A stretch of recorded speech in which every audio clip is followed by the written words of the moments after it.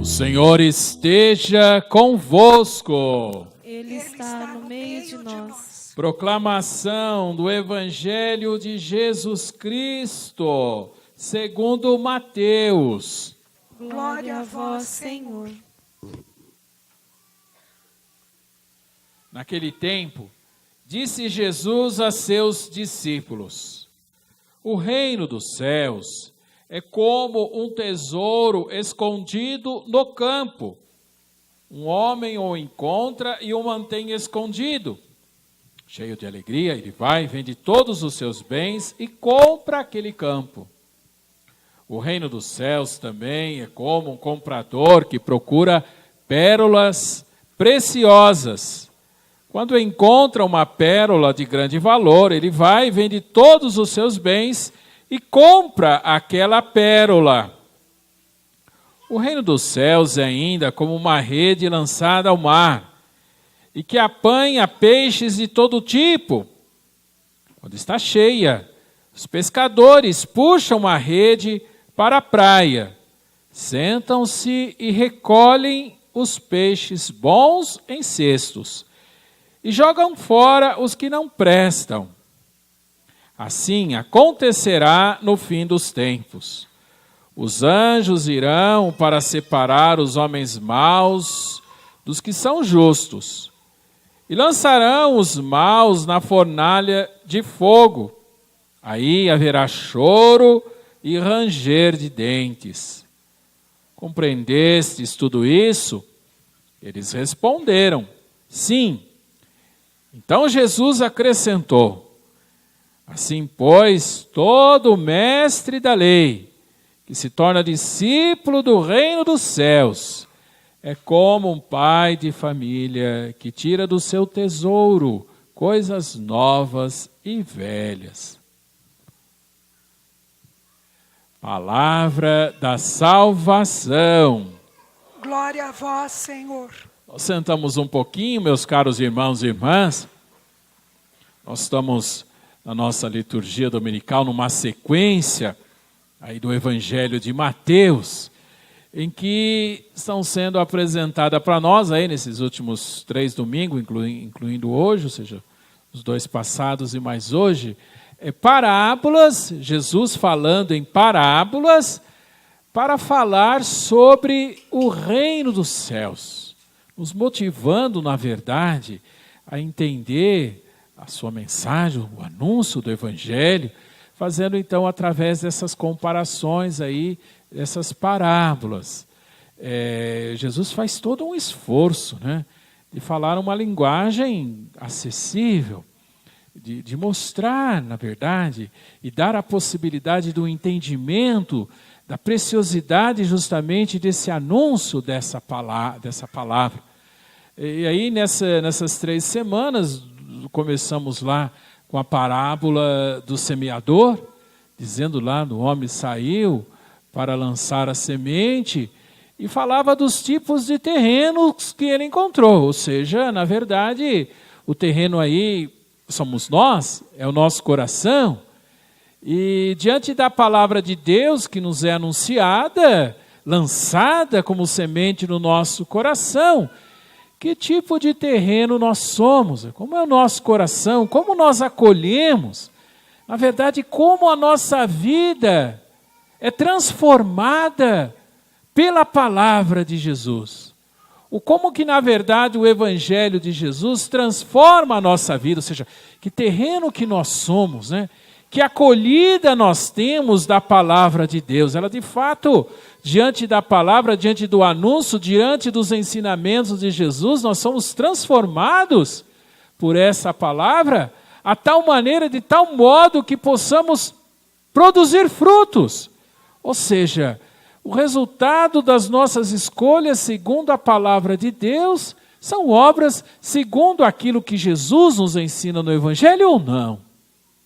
Pois semana passada, entre as parábolas, a maior delas, a da cisânia, ou do joio e do trigo, cisânia, joio é a mesma coisa. Diz lá o texto que foi plantado o trigo, mas no inimigo plantou no meio quando não estava se vendo o joio. Quando cresceu, se descobriu que havia trigo e havia joio. A primeira tentação, cortar o joio fora, mas a própria ponderação da parábola diz assim, mas se cortar não tem como separar, vai cortar tudo, vai estragar. Mostrando para nós, meus caros irmãos e irmãs, que muitas realidades de nossas vidas, em que nós somos confrontados e temos que conviver com pessoas diferentes, pessoas que pensam de maneiras diferentes, pessoas que agem de maneiras diferentes. E se a gente busca conviver, ou melhor, viver segundo o Evangelho, a gente pode se deparar com pessoas que não vivem segundo o Evangelho. A tentação é que elas sejam extirpadas como joio, mas não é possível. Na verdade, o grande aprendizado é que a gente tem que aprender a viver com essas situações. Se todo mundo está fazendo errado, às vezes até onde você trabalha, manter a integridade sua nas suas decisões, não deixar se contaminar pelo erro do outro, mas você tem que conviver com ele. E essa que é o grande desafio. O mais fácil é querer eliminar, né? O difícil, na verdade, é aprender a lidar com sabedoria diante das situações, mantendo-se, se preservando, segundo o Evangelho e de uma certa maneira, com o seu testemunho, mostrando a presença de Deus. A terceira, hoje são 3 parábolas. A terceira de hoje, a da rede lançada e que apanha todos os tipos de peixe, tem uma mensagem semelhante a essa da semana passada do joio. A mensagem é a mesma. Ou seja, o peixe, a rede apanha tudo. E só depois é que vai ser separados os peixes bons e os peixes ruins. E a parábola mesmo completa, olha, no final dos tempos, Deus vai mandar os bons para o céu e os maus não vão para o céu. No final dos tempos, até chegar lá, a gente vai ter que passar muita coisa junto com muita gente, né? E aprendemos a ter sabedoria, discernimento nas nossas atitudes. Chegando nas parábolas de hoje, né, a da rede o padre já colocou, ligando com a da semana passada, nós temos ali 2 falando de um homem que encontra um tesouro, mantém escondido, vai, vende tudo que tem, até conseguir comprar o local onde está o tesouro. E o outro, o homem que compra e vende pérolas, até um dia que ele encontra uma pérola de grande valor, ele também vende tudo que tem para poder comprar aquela pérola. 2 parábolas com uma dinâmica diferente, mas com uma mensagem parecida. Vamos chegar até ela. O que Jesus está querendo ensinar para nós, falando justamente do reino dos céus dessa maneira. Na época de Jesus, existia no imaginário popular alguns acontecimentos que as pessoas ficavam sabendo e que acabam despertando, né? Encontraram um tesouro. Para nós é uma coisa assim meio fora do... mas na época de Jesus, na antiguidade, não era uma coisa tão absurda, assim, tão difícil, ou tão inimaginável. Por quê? Se vivia em conflitos, guerras, povos, invasões, império querendo se expandir, exércitos se deslocando de um lugar para o outro, combates. Imagine você numa situação lá, você está lá no seu sítiozinho, no seu pedacinho de terra, plantando lá, você plantou o trigo, está esperando, de preferência sem o joio, né? Esperando a época da colheita, ou então lá com o seu rebanho de ovelhas e tal, tudo sossegado, cuidando da sua família, dos seus afazeres, das suas responsabilidades. De repente chega uma notícia meio atrapalhada, assim, meio atordoante, dizendo que tem um exército numeroso de um determinado lugar, de um determinado império, que está vindo naquela direção. Vai ir guerrear num outro e vai passar justo ali onde você está. E que o exército, onde está passando, os soldados estão saqueando tudo. Imaginou essa situação? Não era uma coisa tão fora do... O que você ia fazer? Você ia ficar esperando, Júnior, a hora da colheita para colher? Eu, hein? Imagina. Eu ia juntar, como o mineiro fala, juntar os trem, né? E sair de lá rapidinho, rapidinho. E era isso que as pessoas faziam. O que dava para carregar, né? É sempre na expectativa de poder voltar depois, né? E se de repente a pessoa tinha pedras preciosas, ouro, prata, às vezes juntou gerações, né? Ele pensa assim, eu vou levar junto comigo, vou virar a esquina lá, o Zé Mané está me esperando, e acabou, vai me pegar tudo que eu tenho, vai me deixar sem nada. O que se fazia geralmente? Não vai contar, né, para ninguém. Mas geralmente, se fazia um buraco, achava uma parte do terreno, se fazia um buraco, se cavava, colocava lá escondidinho, né? Botava umas pedras em cima para disfarçar, só você está sabendo e o padre, mas ninguém. E aí eles fugiam. A expectativa é, lógico, passada lá aquele exército, passada aquela situação de tormento, passada aquela instabilidade, e voltar para lá e retomar a vida, né? Plantar de novo, escavar lá, pegar os bens. E certamente deu certo para muita gente fazer isso. Mas tinha aqueles casos que a pessoa nunca mais voltava. De repente, aquele império que estava se expandia e pegava aquela terra e lá eles ficavam. E aí outras pessoas tomavam posse da terra, começavam a cultivar, passava-se o tempo, vai saber que ali tinha um tesouro. Você sabia? E aí uma geração, 2 gerações, 50 anos, 100 anos...